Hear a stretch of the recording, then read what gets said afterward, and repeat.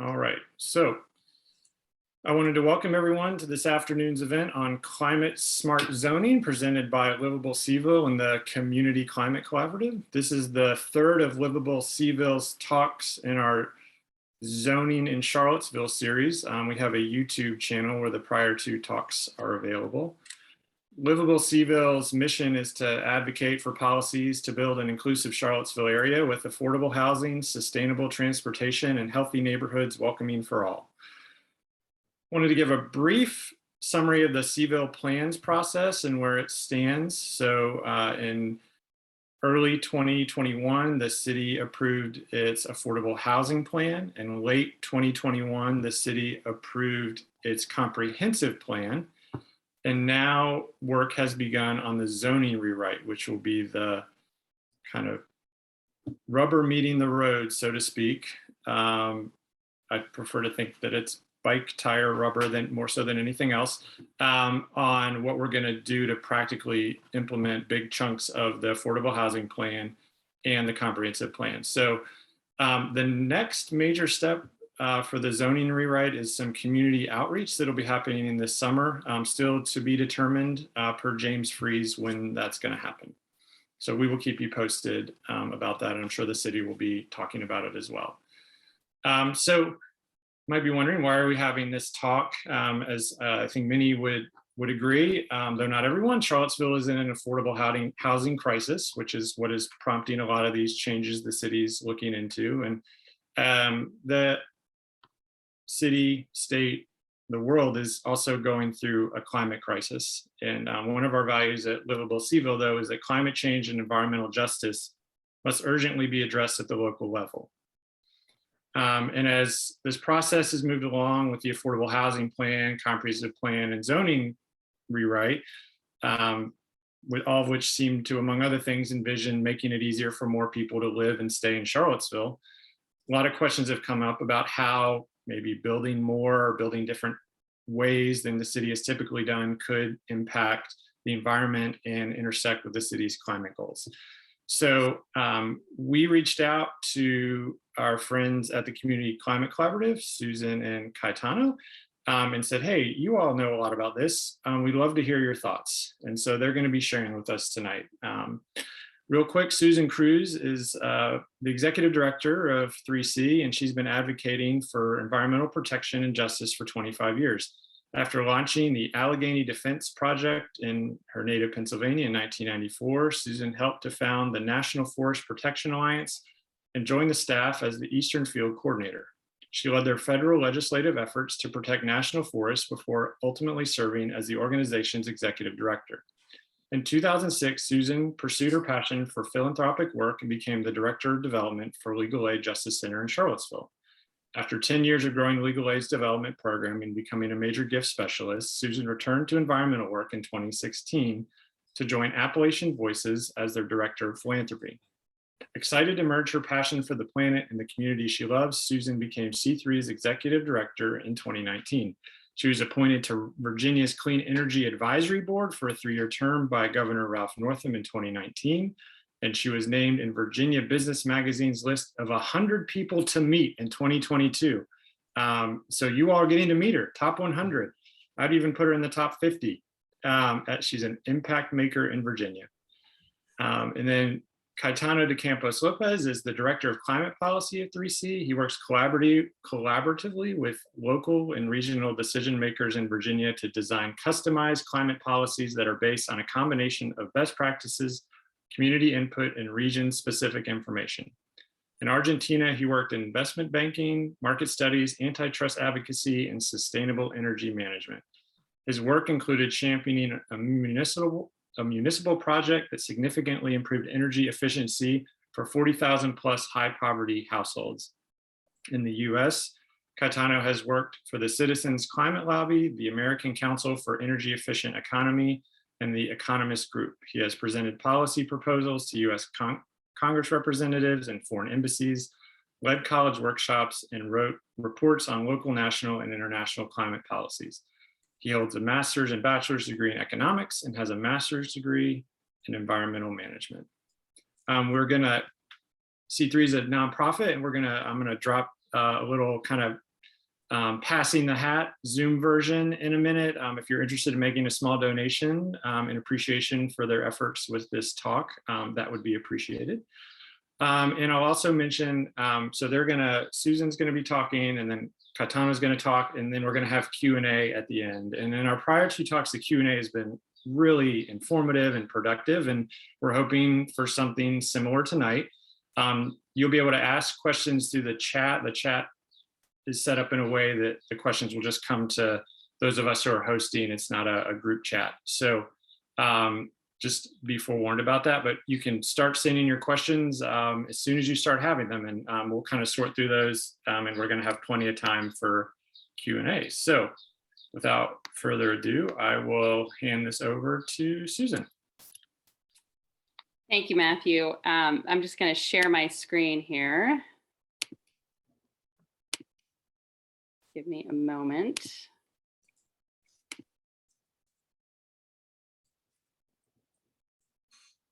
All right.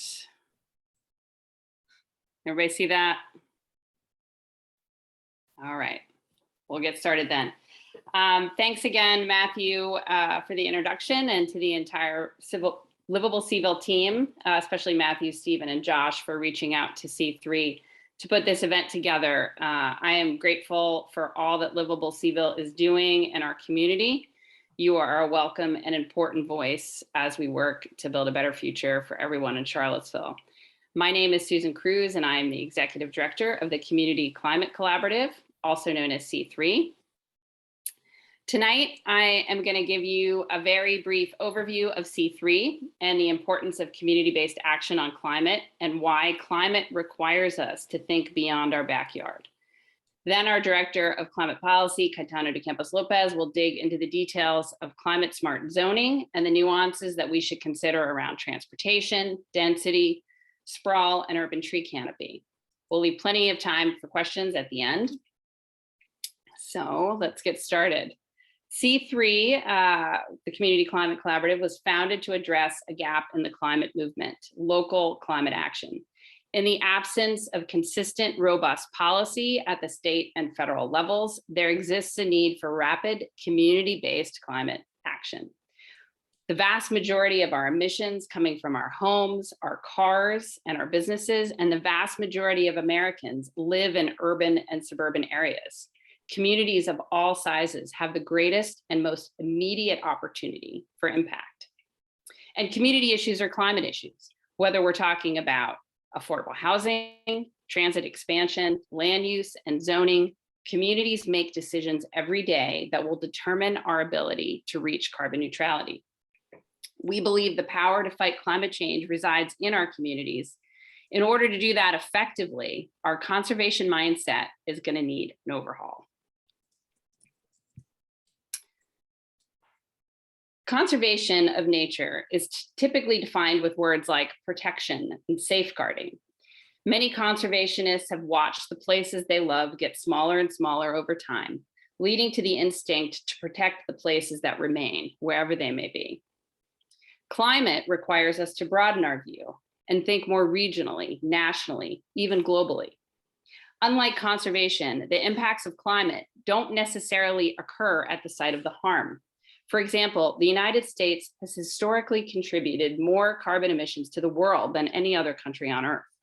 Yet the impacts of climate change are far greater in other nations. The broader conservation movement formed in response to the vast environmental destruction of the early 1900s. Much of the eastern United States was logged, and wildlife such as the American bison and passenger pigeon were decimated. With so much destruction of the natural world, it is easy to understand why early conservationists felt the call to protect what was left. However, our success in addressing climate change requires that we consider not just protecting wild places, but also where we house people to create a more equitable and sustainable future. To do that, I want to take a moment to give you a bit of the complicated history of the conservation movement and how it is currently impacting our ability to build a successful movement to address climate change.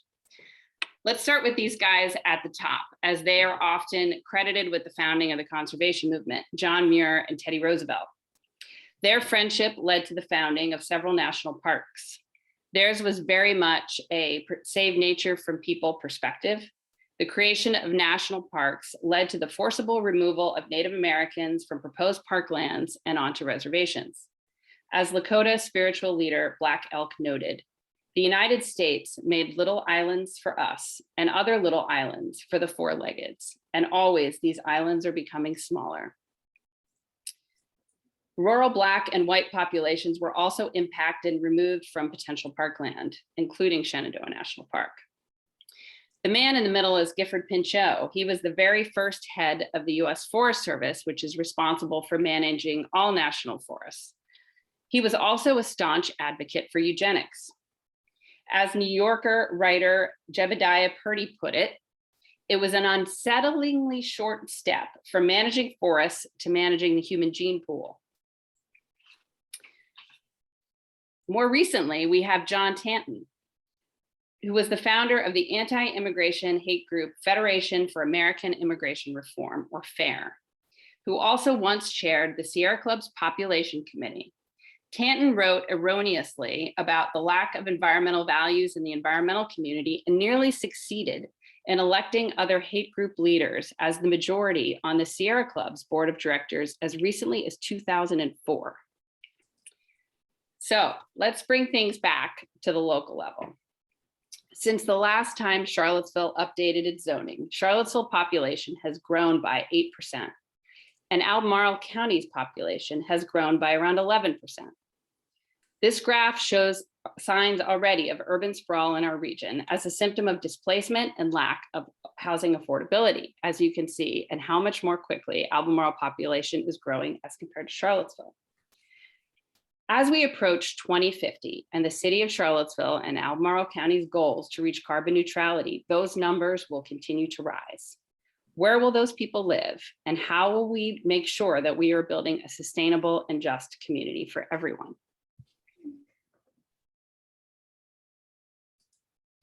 88% of Virginians live in urban and suburban communities. This is good news for climate. It means that communities have more power to enact rapid and ambitious climate solutions. And you can see that in the concentrations of where you see the electricity at night in the Commonwealth of Virginia. If people in our growing population cannot afford to live in our cities, they will live further from services, jobs, and schools. As we think about how best to manage our increasing populations and increasing housing unaffordability, we must think beyond our backyards to look at the impacts of the alternative. Our old thinking conservationist mindset also means that we are not building a climate movement for everyone. Environmental organizations are more than 30 years behind in catching up with the country's diversity. And that's even worse if you consider equitable environmental justice representation, as communities of color are more likely to be impacted by climate change. We have a lot of work to do. While the conservation instinct is not always wrong, it is important that we understand the impact that it has had on Native Americans, immigrants, and rural Black and white communities. We sometimes hear echoes of the racist history of conservation in zoning conversations. It might be expressed as preserving neighborhood character or ensuring sustainable populations. This thinking damages the climate movement and can lead to sprawl, which does more damage to wild places and leads to more greenhouse gas emission. This quote stands out to me. To change everything, we will need everyone. In order to successfully lead on climate here in Charlottesville and Albemarle County, we need to build a movement that is welcoming to everyone. In doing so, we can help lead the Commonwealth as a whole to a more sustainable future. Now I'd like to turn it over to my colleague and C3's Director of Climate Policy, Caetano de Campos Lopez. He will further discuss the nuances of climate that we must consider when thinking of zoning, density, transportation, sprawl, and urban tree canopy. Kai? Hi, thank you, Susan. Thanks again to everyone that's joining us this evening. I would like to start by acknowledging that, so next slide, by acknowledging that many of our community goals and challenges can be either addressed or intensified by our zoning decisions. Among them, I highlight here our goals for preserving urban tree canopy, reducing climate pollution, decreasing energy and transit equity, and increasing housing affordability. The tricky thing, however, is that even though a number of zoning decisions can benefit multiple of these goals simultaneously, some decisions might benefit a goal while adversely impacting others. For that reason, it's very important that we explore the nuances of zoning decisions, avoid siloed solutions, and assess zoning decisions in an intersectional way. Let's start by exploring our local climate pollution. For Charlottesville and Albemarle, the first thing that comes to mind is a big share that transportation, residential, and commercial sectors are responsible for. In the city, residential and commercial building energy emissions account for nearly 2/3 of total emissions, while transportation accounts for almost 30%. However, for Albemarle, building energy emissions represent only 1/3. Building energy emissions, meaning residential plus commercial, represent only 1/3 of total emissions, while transportation accounts for more than half of the county's emissions.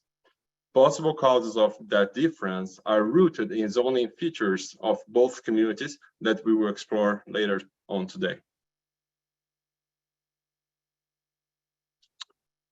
When talking about climate pollution, the transportation sector is not only important because it's a relevant share of emissions, very big share of emissions, but the transportation sector is also important because it will likely be one of the most difficult sectors to reduce climate pollution. As we can see in this chart, in recent years, while the city's building energy emissions decreased between 11 and 18%, transportation climate pollution remained virtually unchanged. Effective solutions for the transportation sector will require long-term planning, and smart zoning will play a decisive role in their success.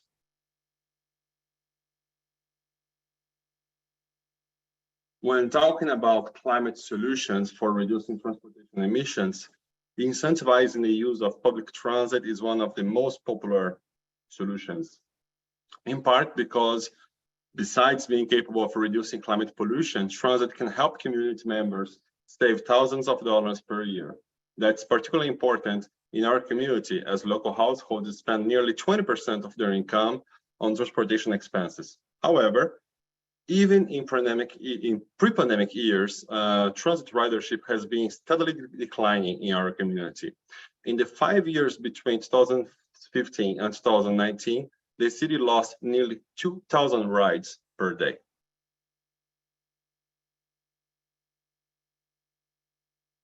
In recent months, many transit experts presented solutions to what a community needs for a transit system to become more effective and attractive. And I'm talking about presentations taking place in our community, in the transit TJPDC, Thomas Jefferson Planning District Commission, for the city as well, very locally. Among the key aspects, as shown in these three images, that these transit experts observed as important elements that a transit system would require in order to be effective, we can see that they're looking at walkable areas, dense areas, and areas with linear streets. These are three elements that make transit systems more effective. In a few words, they were illustrating the importance of designing and planning for a transit-oriented community. Next slide. And what does a community require to be transit-oriented? In summary, there are 8 principles of a transit-oriented development that should be carefully considered in our planning and zoning decisions. Communities should prioritize active mobility, such as walking and cycling. Zoning should allow for higher residential density in combination with mixed-use areas, allowing for smaller commerces to be closer to households' homes, and always favoring areas well connected with public transit. And the streets and neighborhoods should be well connected. So, for example, avoiding cul-de-sacs. And regulation of structures such as parking areas should be revised.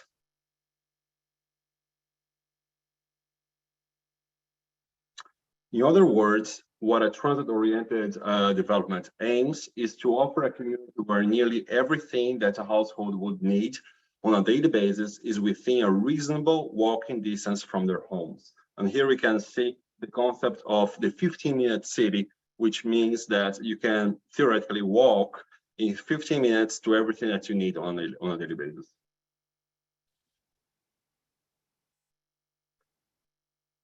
As we were talking about increasing density just now, we should also discuss what's our baseline. And I know that here I'm using data from almost 10 years ago, but that's the most recent data that we have with that level of detail. A quick analysis of Charlottesville housing stock shows that in 2011, nearly a half of the local housing units were detached single-family buildings. We can see that in both charts, actually. In the right one, we can see by the amount of yellow areas covering the yellow neighborhoods, the yellow zoning areas covering the neighborhoods of the city. And in the left chart, we can see by the yellow as well, areas represent single-family detached homes. In view of the conversation that we had just a few slides ago, this very high share of single-family units not only helps explain the very low frequency of our transit system, which we're not living in a transit-oriented community, so transit system is not going to be effective. And it also helps explain the local housing crisis. Here it's important to put things in perspective to understand the power of small changes. As a hypothetical exercise, let's quickly think that 10% of Charlottesville single-family housing houses are converted into multi-family buildings with 5 units each. So only 10% of the single-family units converted in multi-family with 5 units each. That would result in the creation of nearly 4,000 net new homes. That would be sufficient to address the total housing gap that our community has projected for 2040. So yeah, only 10% can make a very big difference. Zoning decisions can also impact a city's housing stock, the quality of the city's housing stock, the energy efficiency levels that they have. How so? Well, about 35% of temperature leaks in a home happen as a consequence of losses through outside walls. I don't think you're going to be able to read it, but that's what the image in the middle shows. Therefore, multifamily units are naturally better insulated from external weather conditions and consume less energy for meeting heat and cooling needs. In addition, multifamily units tend to be smaller, which further reduce their carbon footprint and increases their efficiency. To illustrate these energy savings, the rightmost chart shows the information from the EPA on how multifamily units consume on average 50% less energy than single-family detached homes.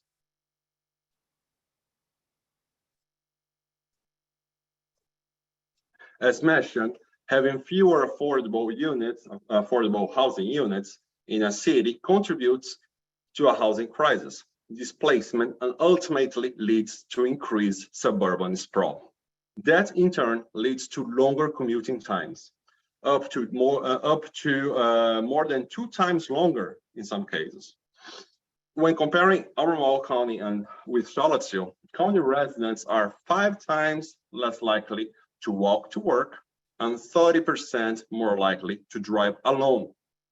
That, it's a guess that I have, it's likely because when you're coming from very different areas, it's harder for you to find people that are going to this precise same place as you are and coming from the precise same place. So carpooling becomes more difficult. Again, using EPA data, the right chart illustrates how transit-oriented development helps communities reduce their average transportation energy consumption and emissions by 69% on average. We have strong reasons to believe this helps explain why transportation accounts for more than half of Albemarle County climate pollution and less than 30% in Charlottesville.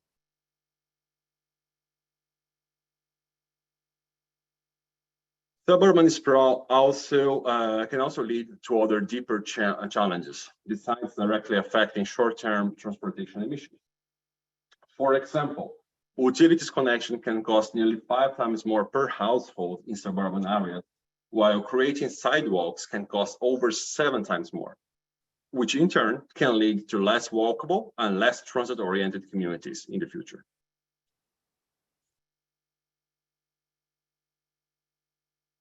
Other impacts of suburban sprawl include the unavoidable logging of woods for developing new neighborhoods in areas that were potentially much greener and wild than the greenest neighborhoods within the city boundaries.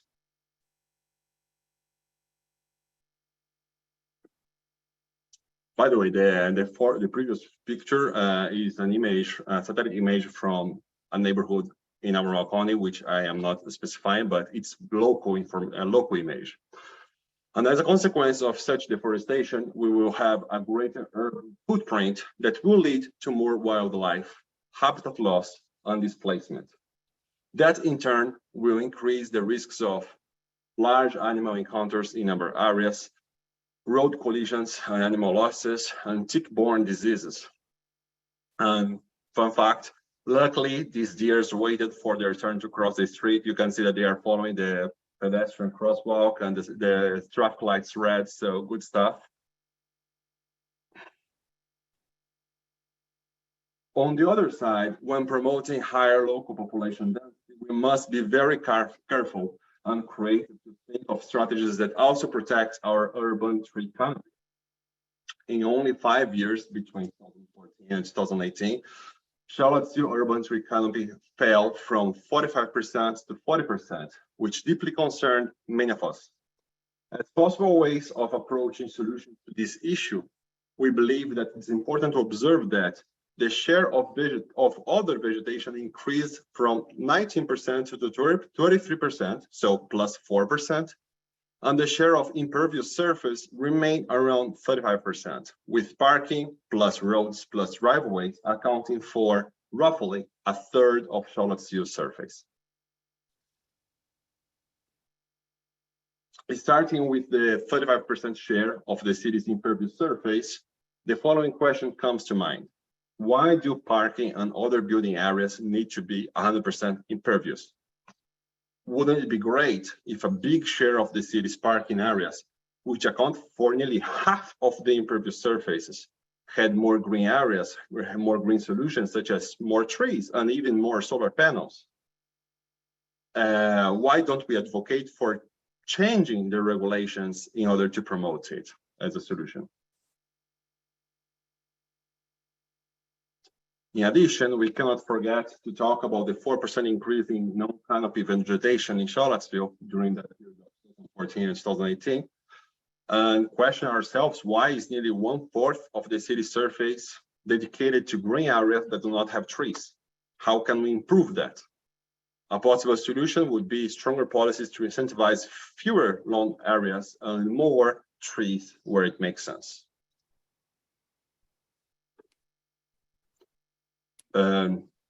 Whoops. Sorry.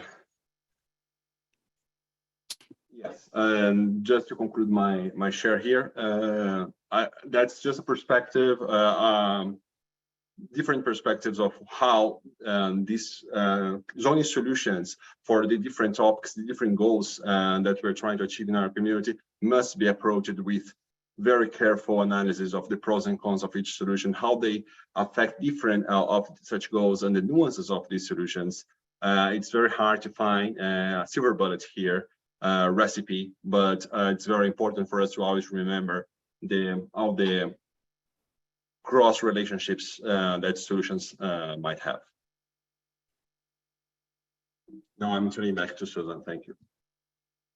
Oh, went the wrong way again. Happens to me every now and again. Thanks, Kai.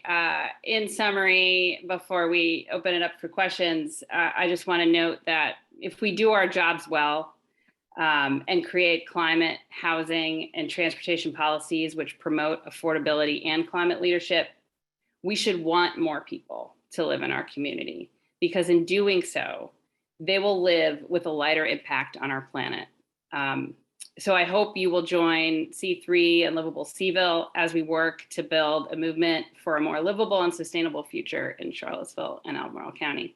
And with that, I'll turn it back over to Matthew and we can open it up for questions. Thank you so much, Susan and Caetano. That was very helpful. I learned a number of things. And folks, if you want to feel free to ask questions in the chat. We've got a good amount of time here to discuss these things. And we're fortunate to have some folks who have been thinking really deeply about this here to answer some of your questions. So this is a question that came in. How do you respond to people whose main concern with higher density is losing the character of the city? What about losing value to their houses? These arguments seem to come up often in Charlottesville. Kai, I don't know, you want to take this one or you want me to address it? I think that there is no objective answer to these questions in terms of the, sorry, I'll take a shot. The first question is about the values of the community. I think that that's very subjective, and I think that it's very important to ask everybody in the community what they think the values are, and let's just be sure that we are in agreement with that understanding. I do believe that our community is marked as a region of forward-thinking, how can I say, historic celebrities, Thomas Jefferson, and I think that they were famous, they're recognized and admired until today. Not because they were preserving systems as they were, but because they were trying to think of solutions to challenge and change in the communities they were living at. And I think that that's the value that I would like this community to preserve, instead of being attached to perhaps other forms of styles of living that are not in line with the needs of the 21st century challenges that we're facing. Yeah, and I would just add that, I mean, I think whether, even if we do nothing, we're losing the sort of the values that we espouse in our community, and we're losing the character of our community because we're losing populations who can no longer afford to live here. So I think in not acting and not changing our policy, we stand to lose a lot more, not to mention the fact that we have a climate crisis, which requires urgent action. The only sustainable way forward is to make sure we've got communities where people can live in a more sustainable way and not required to use cars to get everywhere we need to go. Not only are transportation emissions highest in Albemarle County, they are also our highest source of emissions in the Commonwealth of Virginia. So this is something that a lot of communities are trying to figure out, and we have a real opportunity to have a new community value as a climate leader and really embrace that and show a new way forward. Yeah, and I'll mention too that I personally enjoy just walking, biking, going around to different neighborhoods in Charlottesville. And a lot of what I think is envisioned in the future land use map and comprehensive plan is actually types of housing that were legal in Charlottesville for much of its history, and certainly leading up to the 1991 down zoning, which took, I believe, about 5,000 parcels down to R1 detached single family only. So if you walk around North Downtown, Belmont, 10th and Page, chunks of Fifeville, the Venable neighborhood, there's a lot of duplexes, triplexes, kind of funky designs that that I think we're trying to kind of bring back and let be allowed here in Charlottesville. And now, obviously, I think to some extent, the concern about this is driven by, in some places, very appropriate concern about how, for instance, the Standard was built kind of looming over West Haven and the 10th and Page neighborhood in a way that both literally and symbolically suggests a prioritization of a certain type of person and certain type of housing over the interests of that neighborhood. So there certainly are better and worse ways to go about thinking about what makes a neighborhood good an enjoyable place. And I'm hoping that we can have a type of zoning code that allows for change to happen throughout the city, not just in a few select neighborhoods. And I think that that's part of the issue, is that some neighborhoods have changed in radical ways and other neighborhoods haven't changed at all. And I don't think either of those are good things for a variety of reasons. Next question is,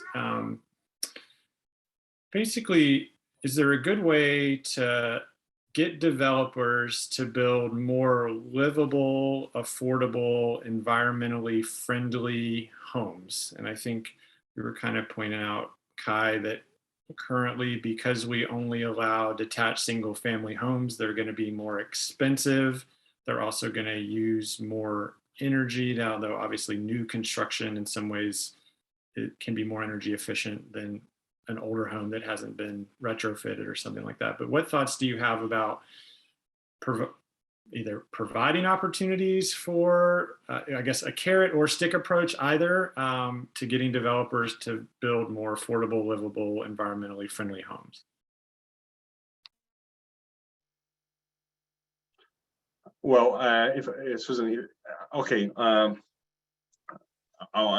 take a shot, give it a try, and feel free to help me here. I think that whenever you have a misbalanced market where supply doesn't meet demand, you're having a price that it's not in the equilibrium, right? And that's what we're facing here. We are having a demand that's incredibly higher than the housing supply. And whenever you're having something like that, the price of houses are going to be very, very high. So part of the solutions of getting more affordable housing units is not only by asking each individual housing developer to, hey, construct this very affordable place, but also getting like many housing developments to take place in our community. As long as we, as much as we try to close the gap between supply and demand, and the number of housing actually increase, and there is not this mismatch, so big mismatch that we are facing here, actually here and all over the country, I understand, but let's talk about Charlottesville. As long as you try to address that mismatch, you're going to help reduce housing prices on average, and therefore having a situation where housing is more affordable.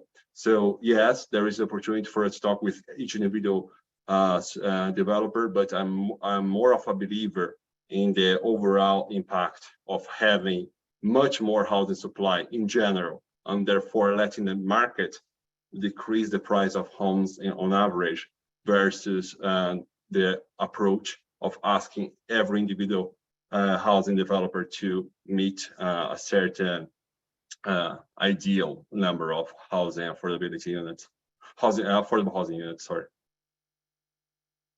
I do think there are things that hopefully over time we can explore with city government in terms of incentivizing and fast tracking approval for certain types of development, whether it's, if it has a combination of affordability and sustainability, that might sort of move projects faster through the process. I think our city government has some work to do just to ensure like the process works at all before it's quite ready for that. But that's something I'd love to see the city and the county consider over time. And I think there's some interesting work being done in Northern Virginia, particularly Arlington is doing some interesting work around zoning and sort of pushing on the boundary or codes and building codes and things like that. That's pushing on the boundaries of where we, what we're allowed to do as a city and what's state authority. And so Arlington's doing some interesting exploration there that I'd love to see us look into. Matthew, if you just, sorry, allow me to complement something. I just want to say that two questions that you already asked today, they kind of counterbalance each other. Once, like at the very beginning, you said that some folks were concerned about the possible decrease of housing prices as a consequence of changes in zoning. And then you were talking about how can we get more affordable housing? Here you have the answer. Like there are two different forces pushing different directions. If increasing zone density is going to reduce housing prices, you're addressing the housing affordability issue in a certain way. So that's why, as we were saying, it's very difficult to have the silver bullet here. We just have to be very careful with the different forces that certain zoning solutions are going to have.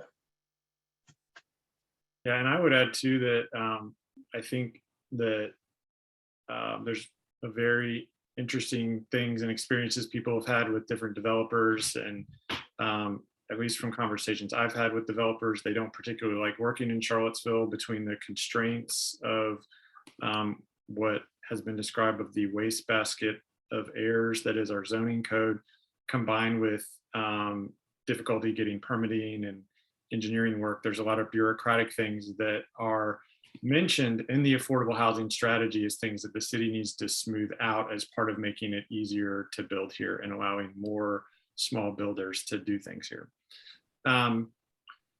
So another question, we've got a lot of great questions coming in. This is kind of two parts. What are, you just mentioned Arlington, but what are some other cities that are doing good work, sort of like we're describing in terms of transit, affordability, reducing climate impacts, and maybe some specific things they're doing that we could be organizing around to get done in Charlottesville? I know there's a lot there, but maybe if you all could pick a couple things you just think, oh, this is working well here and could fairly easily be imported to Charlottesville. I wish there were a lot of really great examples. Part of why C3 was founded is because there aren't a lot of great models for community level climate action. And so we're really trying to sort through that. There are some good bright spots in the Commonwealth, most notably Arlington and building codes. I think Blacksburg has implemented battery electric buses very successfully and very happily, that they're really excited about that change that they've made in their community. Richmond did a really impressive job building equity into their climate action plan and creating neighborhood ambassadors who led community feedback in each area of the community, and have done a lot of really great work looking at urban heat islands and redlining. And they're also considering transit work right now. They implemented bus rapid transit, the Pulse, although there's some feelings about which neighborhoods got prioritized there, I think, in the Richmond community. So there are some lessons to be learned for sure from other places, but we're also kind of forging a bit of a new path here. Being a state that's more restrictive on what we can do locally in terms of what regulations we can pass, how we can manage this in our community. It requires some real creative thinking, and that's why we're going to need really the whole community to get involved. But Kaya, I don't know if you have anything to add on that. Yeah, I'll just say that yes, we have a number of examples that are bigger cities and not at all comparable with Charlottesville. Let's just blunt. I also believe that there are some other reasons for that, root causes for why bigger cities are in the front line of solutions like that.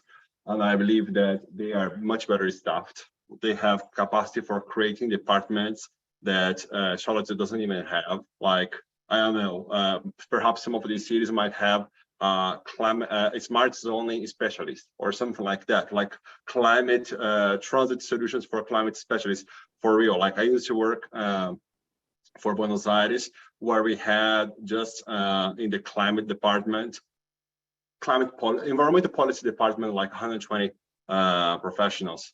And here the city has probably 4 or 5 or something like that. So with this, the capacity for you to be looking at newer solutions, going a little bit beyond what's kind of the minimum necessary for keeping the city alive, it's much lower. So, but as Susan mentioned, I think that what we have here, it's an opportunity. Charlottesville was the first city of its size in the entire world to announce a carbon neutrality goal. It was the 10th city in the United States, and really, there is no other city with less than 50,000 residents that I'm aware of that has such a similar carbon neutrality goal. And well, at least the last time that I checked, which was 2 years ago, so perhaps I'm out of date. But the point being, there is not many examples for us to follow. What we are trying to achieve here is a very vanguard, very frontline, progressive goals, achievements, and what it requires for you to be in the front line is to be innovative and willing to not willing to lead and not seeking examples that are going to lead you. Yes, we can mirror ourselves in bigger cities, but there is no easy example of small cities for us to just quickly follow. Great. Okay, this was a question from someone who's a resident of Albemarle County who has no public transit near their home. And they ask, what is the best way to convince the county to increase public transportation to areas outside the city? This is a Kai question, I think. Okay. Just so everyone knows, Kai leads our Accessible Clean Transit campaign, which is why I'm throwing it to him. He's the leader of that effort. Yeah, thank you. Yeah, this is a tough question. What I would say, the Albemarle County right now is running a pilot. I don't know if no, it's not running. It has finalized the preliminary study steps of a pilot that will start hopefully by the end of this year or early next year. And it's going to be a microtransit pilot. And that's going to be a pilot that's going to connect different neighborhoods of the county with CAT's transit system. And it's going to connect them via on-demand solutions, which is going to allow residents to use their cell phones to request some sort of Uber, some sort of Lyft, but it's a shared one that's going to pick you up in front of your home and bring you to certain, how can I say, pre-established destinations within CAT system. So it's not going to connect you with your final destination. It's going to connect you with CAT routes. Unfortunately, when you have these disconnected neighborhoods, it's not so easy for you to be thinking about solutions other than on-demand mobility, or such as the ones that I mentioned. Fixed routes in general require demand all over between different neighborhoods, so that you can have several stops. Or what you can have is solutions like the Cruz Connect, which is kind of a fixed route, but it's serving just for a few services during the day, so that it's pre-established connecting a certain neighborhood with certain other. It's much more difficult to plan effective transit solutions if you do not have that density component. Even if you're connecting two islands, it can work well as long as the two islands, quote unquote, are dense and you have some interesting demand going on from these both places. The less dense these two areas are going to be, and the more disconnected they are, more challenging it's going to be to create functional and effective transit systems. Kind of along these lines, someone said, I frequently have chicken and egg conversations with friends when we talk about improving transportation. How do we convince people that we have to make changes that may be disruptive in the short term?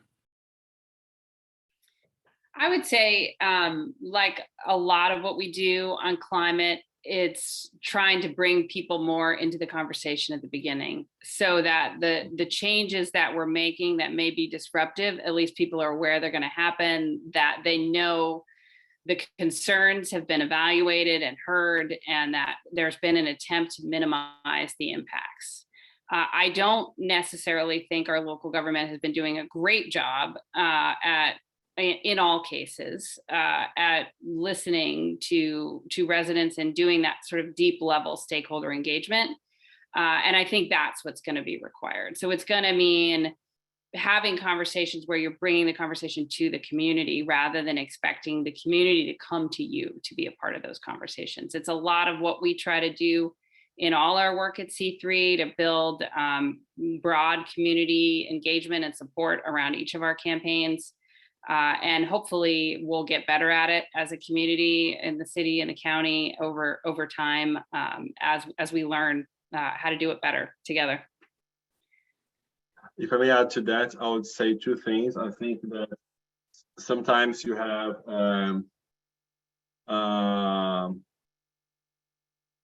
how can I say external conditions that make it easier for you to try to implement a certain solution. What do I mean by that? For example, right now we're having gasoline prices that are twice as high as they were last year, and there is no reason to believe that it's going to decrease in the near future. And I think that right now it would be an excellent moment to be talking about transit solutions and everything related to using less your vehicle. I think that audiences that perhaps in other occasions would be a little bit more skeptical right now, they would be willing to listen more to such solutions. And the other thing is that regarding to trying to make these disruptive changes in a more gradual manner, maybe, so that you can have some success cases, use these success cases as argument for implementing more and more solutions like that in the future. So I do support pilots. I think that they are great. And I think that whenever there is an opportunity of having at least a segment of our community supporting climate smart zoning or smart zoning as the way that we discussed in the previous slides, let's try to perhaps just change this neighborhood, like with the buying of these community members, and let's show to the rest of the community how an area that is more dense, has more mixed use, that has more parking lots with trees and etc., becomes a very desirable place for you to go and live. And then I think that you can naturally have other neighborhoods say, hey, I want that with my neighborhood as well. And then you can more easily implement that in a bigger scale. So a number of questions related to tree canopy. So I'd like to hear a little more from you all about, I think there's kind of two things that are kind of popping up, is how do we improve the tree canopy in areas like parking lots, streets, other impervious surfaces, and how do we maintain or preserve tree canopy while gaining higher accessibility, more homes, more density? Yeah, I mean, this is a great question, which I think our community is really facing. And so what we need to have is kind of a more of a master plan for where we're going to encourage tree canopy and where we're going to encourage density. I don't think that broader conversation has happened, so that we end up project by project, there's this opposition between density and tree canopy. And so I think it's definitely time to take a step back and have those broader conversations. An example is, I live along Greenbrier Park, and I've watched several infestations of various insects that have destroyed like ash trees or kudzu take over. And so we're actively losing tree canopy in our parks due to not having the proper staff in our city who can help manage and control, invasive species and exotic species. So that's one area I think we can all get on board and agree, like, let's make sure we're doing this right and protecting the beautiful parks that we have. The Science Museum in Richmond is actually converting a parking lot to a parkland with a lot of tree canopy. And so that's a model that I would love to see us look at. Where do we have parking lots in our community that maybe aren't necessary? What can we convert, whether it's part of the parking lot or the entire parking lot? What can we look to actively convert to tree cover to create more green space for those who live in our community? The concern that I have often around tree canopy discussions is when there's an affordable housing project. That's usually a city-based decision. So there's an opportunity for advocates to point out the loss of tree cover, but it feels like those are the only times tree advocates have an opportunity to speak on this issue. And it often pits tree advocates against housing advocates, which is unfortunate because I don't think it's necessary. And I think we need to step back and have a broader conversation on this issue. I would like to add a few things. I think that it's very important to observe, to remember of the two topics that we touched during the presentation. First, the pretty much the same decrease that we saw in urban tree canopy in our region equals the increase in other type of vegetation. So again, the question like, why is that? Why we are seeing other type of vegetation increasing? Does it mean more lawns? Like, what can we do with that to reduce the number of lawns that we're seeing? Again, we have almost 1/4 of the city right now being non-canopy vegetation. So pretty much vegetation that's not trees, so lawns, I guess.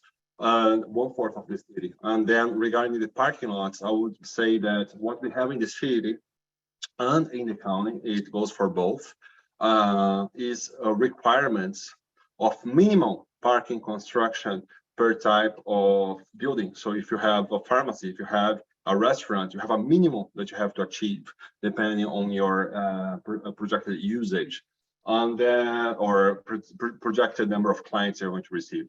And then, but you also have a maximum. So you have a minimum, but you can only construct up to 20% above the minimum. So you have pretty much a minimum and maximum threshold for parking. First solution, I believe we should really question if the minimum is adequate and what can we do to reduce that minimum requirement. Because first, it makes it more expensive to create commerces and businesses. You also have to provide the parking with meeting a minimum requirement. The second, it occupies lots of space that could be having trees. And the other aspect, or the other side of this coin, in my opinion, is that why don't we establish that you can only add parking, how can I say it, in addition to the minimum up to 20% if you have certain, if you meet certain requirements as number of trees in your parking lot, as number of solar panels in your parking lot. So why are we giving the opportunity for everybody to just increase their parking lots to 20%, and why are we not like requiring something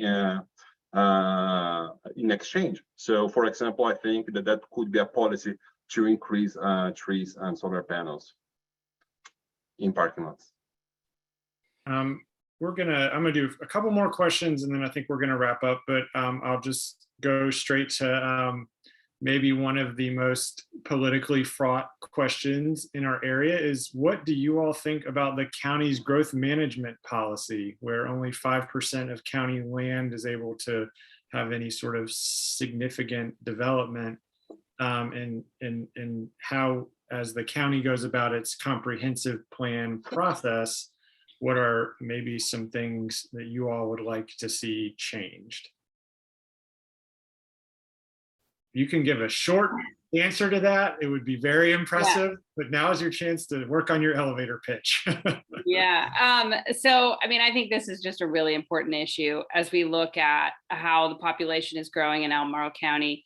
I mean, we've got to make sure if we're restricting the growth area that or keeping the growth area the same, that we're increasing density in that area to the levels that are going to meet the demands of the rising population. And I have to look at that analysis. We haven't actually done that full analysis. Kai is serving on the Albemarle County's comprehensive plan team, and we look forward to participating in that process. So we don't yet have a position on it, but we are obviously very concerned about making sure we've got affordable housing in our community, making sure we're protecting wild spaces that we have, and preventing sprawl while balancing affordability and livability and easy access to walkable communities. So it's not like a direct answer, but it's, again, this looking at the nuanced solutions And, you know, as we go through this process, making the best informed decision we can for our community. Kai, maybe I'll let you follow up on that. Yeah, quick comment. I think that a compliment, in order to complement what you just said, it's interesting to mention a letter that the Sonoma Environmental Law Center sent to the county.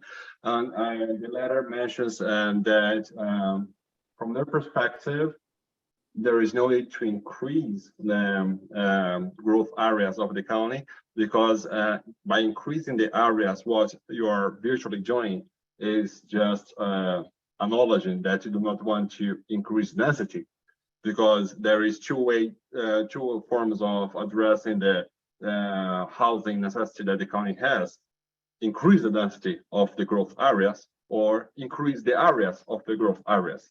If you're trying to increase density, you just go up, not horizontally. But at the same time, it's important to remember that it's much better to have county residents living closer to the city than farther away.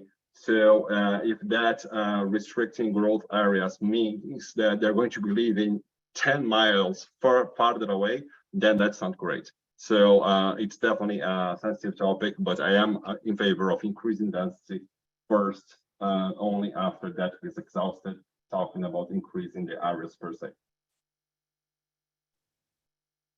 Great. All right. Last question, and then I'll have some kind of final things to say. Can you all talk about your vision for incentivizing people to use public transit instead of driving? Seems to me that a big issue for many people is how much longer it takes to use public transit instead of just driving.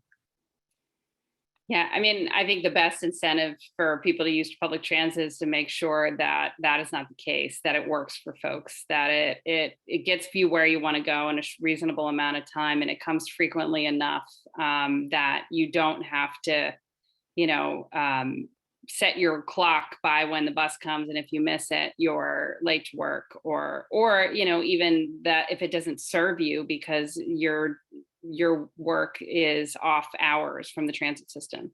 So that's the best way to incentivize folks to use it, is to reduce parking so that it's less convenient to drive, but also you know, making sure transit is effective and frequent and usable, and serving community and not dangerous to get to. So there are families that participated with Kai and our transit equity focus group that talked about crossing 6 lanes of 29 to get to the bus stop. And that's not, it may be a close bus stop to their house, but that is not a bus stop that's accessible or safe. And so all of that needs to be looked at and examined. Bus stops that are, you know, on busy intersections with no benches and no crosswalks. These are problems that we have in our community that have got to be addressed in order to incentivize people to use it. So I think it's more on the system than it is on the individual. Well, thank you all very much. I really appreciate your wisdom and expertise. A couple things as we head out. Livable Cville tries to be a practical group to help make real change happen. So a few opportunities that are available in the upcoming future. I'm gonna drop this in the chat. On Thursday at, let me make sure I get the time right. Is it at 5 o'clock? Yes. The city is having its virtual community workshop to discuss the city's climate vulnerability assessment. According to the city's website, we will review and build upon previous community input and begin to look ahead toward the climate adaptation planning process. We want to hear your questions, ideas, and thoughts regarding what needs protection and who can help in climate resilience. So this event was actually originally scheduled at the same time.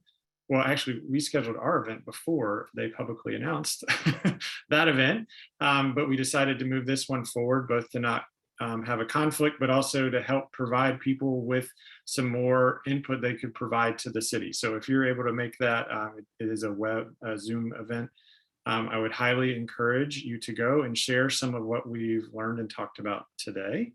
The second thing is that, as I mentioned earlier, there are going to be opportunities to provide input on the zoning rewrite, kind of the first round of community input.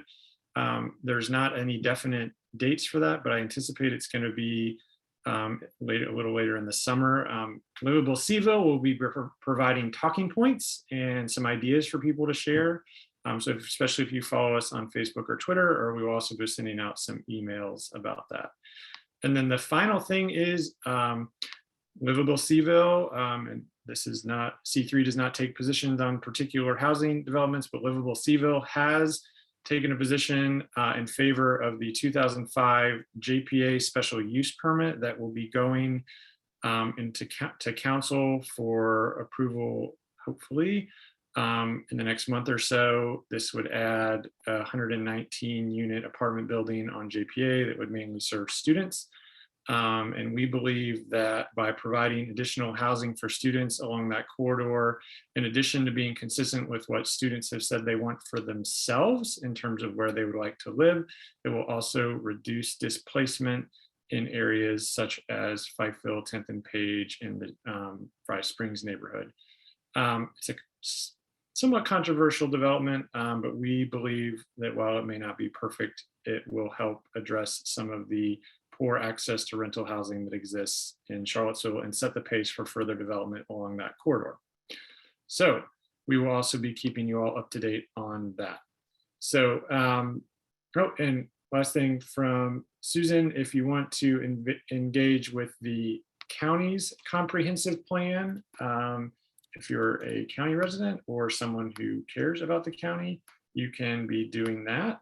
I'll drop the link in the chat.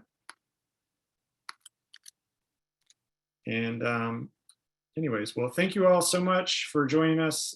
This was great, and a recording will be available on YouTube within the next few days. Thank you all. Thank you so much.